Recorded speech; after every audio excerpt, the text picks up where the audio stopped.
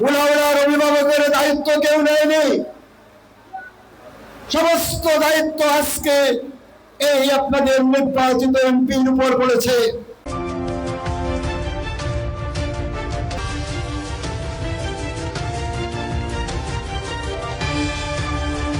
প্রধানমন্ত্রী তারেক রহমান উনি কিছুদিন আগে সিলেটে নতুন করে উদ্বোধন করেছেন। এর মানে কি, এর অর্থ কি?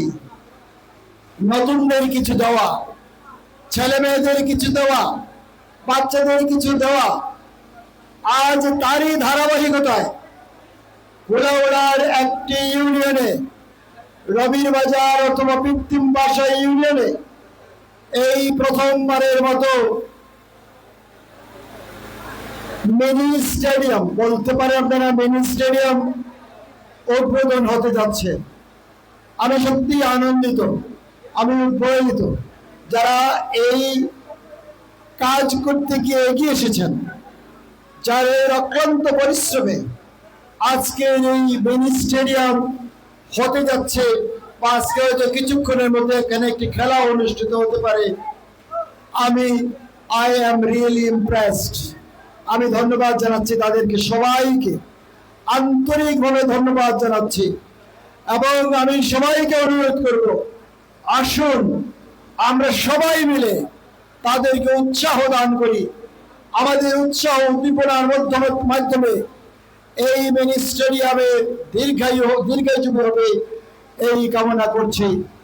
আমি এর সাথে সাথে আমার সেক্রেটারি সাহেব একটি কথা বলেছেন, তার সাথে আমি যোগ করতে চাই। কুলাউড়া উপজেলাতে যতগুলো খেলার মাঠ আছে সবগুলো উন্নয়নের জন্য আমি ইতিমধ্যেই ডিও লেটার দিয়ে দিয়েছি।